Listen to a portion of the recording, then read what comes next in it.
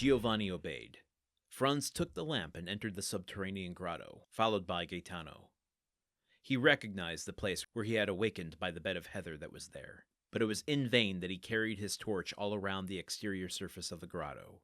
He saw nothing, unless that, by traces of smoke, others had before him attempted the same thing, and, like him, in vain. Yet he did not leave a foot of this granite wall, as impenetrable as futurity, without strict scrutiny. He did not see a fissure without inducing the blade of his hunting sword into it, or a projecting point on which he did not lean and press in hopes that it would give way. All was in vain. He lost 2 hours in his attempts, which were at last utterly useless. At the end of this time he gave up his search, and Gaetano smiled. When Franz appeared again on the shore, the yacht only seemed like a small white speck on the horizon. He looked again through his glass, but even then he could not distinguish anything.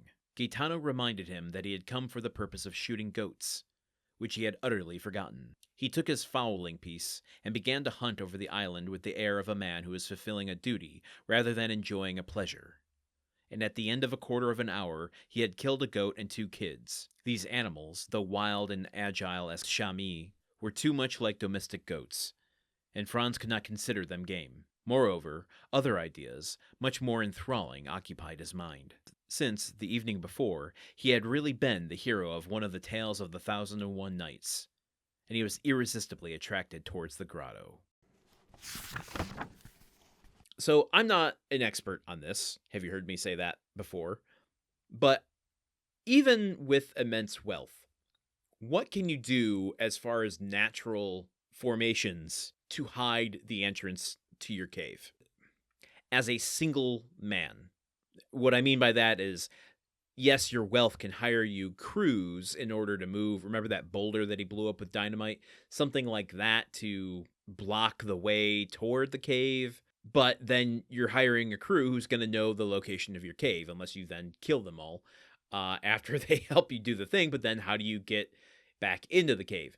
What I'm saying is, even with wealth, unless you're like building, as I said before, a Dr. No style layer inside of this mountain where you have 7-foot thick steel walls and motion sensors and lasers and attack dogs and all of that stuff, how are you really going to build and protect the entrance to a cave? As I think back on the quote-unquote map that Faria gave Dante, I mean, it was specific, but didn't seem like he had to go through all that much work to find it.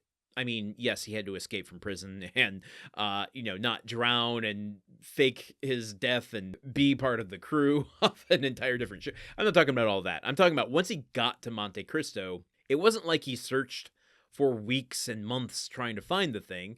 He had the instructions, he got there, and there wasn't really any physical obstacles he had to overcome to get there. So my point being, like, even without a map, it feels like you could stumble upon the entrance to this place fairly easily, but I guess not. So I don't know what Dante has done to make this so invisible. It's probably a really simple explanation. The simple solutions always are deceptively the best. So will we ever learn? I don't know. Not now, because Dante's gone and Franz certainly isn't going to stumble onto it. Or maybe he will. Maybe that's the turn that's going to happen. Dante is going to lose his wealth to Franz, and Franz becomes a new villain. That seems messy. Why am I speculating? I'm not going to do that.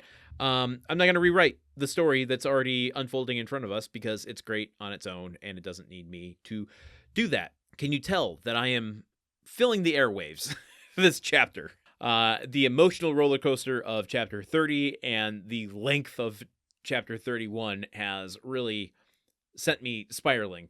Plus all of the extra research I packed into chapter 31. You know what? I'm not gonna go through the motions like Franz is with his hunting here, but I am gonna treat this like a little vacation. This chapter is a little vacation for me, so I'm keeping these short. Join me here tomorrow as we go into the middle of chapter 32. Until then, okay, goodbye. The Countdown of Monte Cristo is part of the Gruntwork Podcast Network. This show is produced, edited, and hosted by Landon Solano. The original text of The Count of Monte Cristo by Alexander Dumas. theme song by Magic Solo. If you want to support the show and others like it, visit patreon.com/gruntworkpod.